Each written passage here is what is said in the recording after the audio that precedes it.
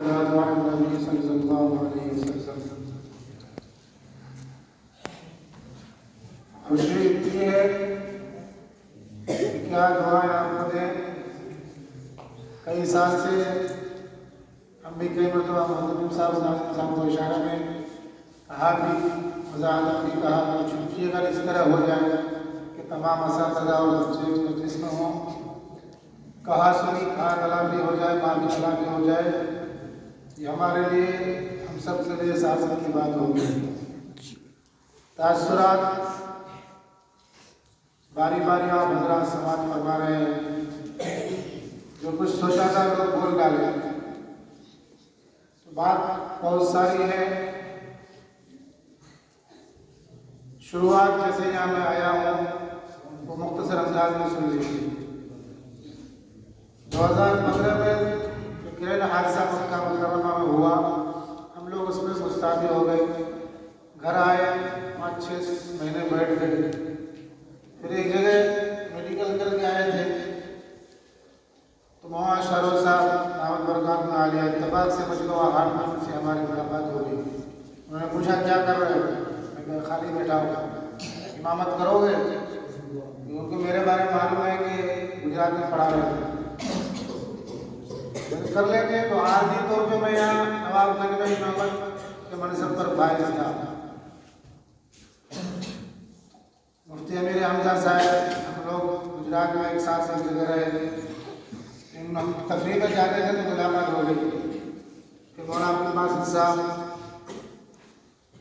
اس سے ان سے ایک اور پہلے ملاقات ہو گئی تو مولانا عبدالباسط صاحب کو یہ بار بار کہا کہ مولانا علاقہ پکڑیے، باہر کب تک رہیں گے؟ تو جب مسجد میں ہم تھے تو انہوں نے کہا جب تک یہاں رہیے آپ، ہمارا مدرسہ وہاں منتقل ہو جائے گا، ہم آپ کو وہاں بلا لیں گے۔ تو ان کے دلی خواہش کی اللہ نے اس کو مکمل فرمایا۔ حضرت ناظم صاحب اور دادا ہمارے حافظ امام الدین صاحب غفران، ان کے معرفت سے مولوی صاحب اپنے پاس بلائے، پھر باقی معاملہ۔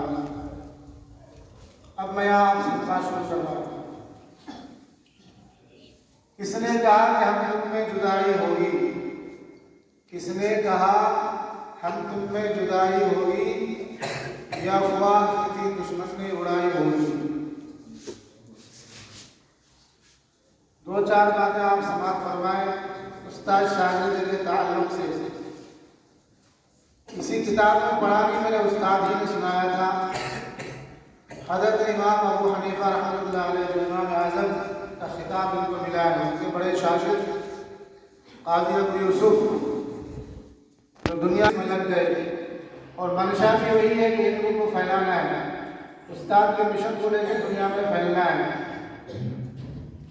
تو اتفاق سے ایک مرتبہ دیکھا، دوسری مرتبہ دیکھا کہ ابو یوسف درسگاہ میں یعنی مجلس میں حاضر نہیں ہے۔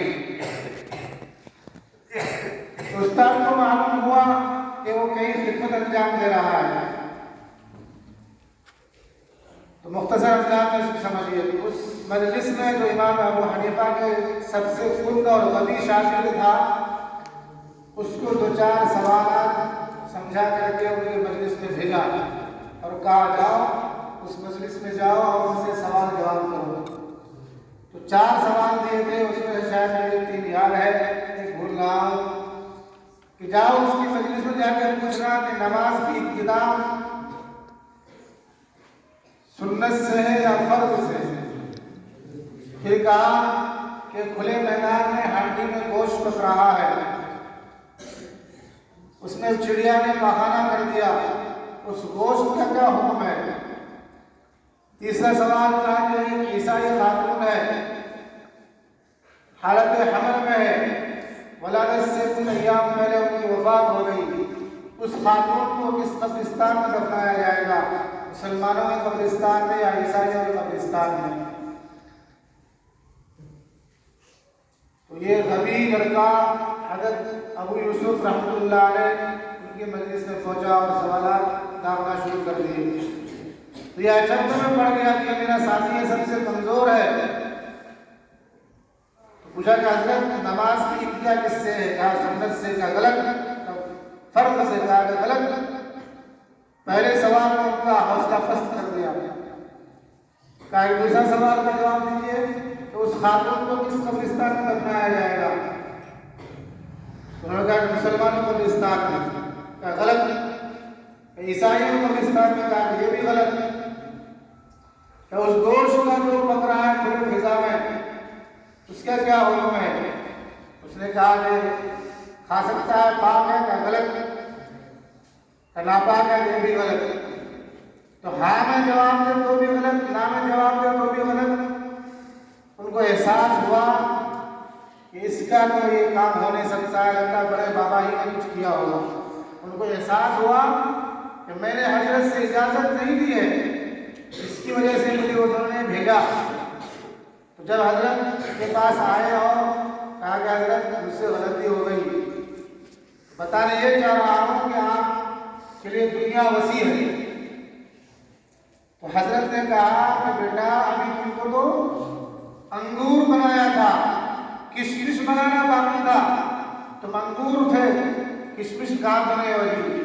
تو ہمیں اس سے نصیحت یہ ملی ہے کہ اللہ نے زمین کو ہمارے لیے وسیع کر دیا. اللہ واسعہ، جہاں جائے جہاں اچھا لگے، اس مدرسے میں اچھا لگے تو یہاں لے. لیکن جس سے آپ کچھ حرف پڑھ رہے ہیں ان سے صلاح مشورہ کر کے جائیے، آپ کی علم میں ترقی ہوگی، برکت ہوگی.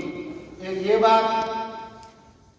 اور دوسری بات، ہمارے بچوں میں طلباء میں یہ مزاج عام ہوتا جا رہا ہے، احساس کمتری کا شکار ہو رہے ہیں.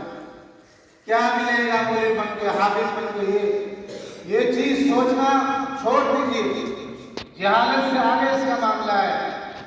اس 10 آدمی کے بارے سفارش کا آپ کو سرٹیفکیٹ دیا گیا ہے. دنیا والے عزت کرے تو بھی سلام، ذلیل کرے ذلت دے تو بھی سلام. ہمیں اور آپ کو انبیاء کی تعلیم سے سبق لینا چاہیے. حضور صلی اللہ علیہ وسلم کو ستانے والے کیا نہیں کیے، پلاننگ کر رہے ہیں. تو دنیا سے امید نہیں رکھنا ہے. امید رکھیں گے تو آپ پھر پشیمان ہو جائیں گے، پھر کام نہیں کر پائیں گے. رسول اللہ صلی اللہ علیہ وسلم نے عزت کیا کہ دنیا کی جتنی مخلوق ہے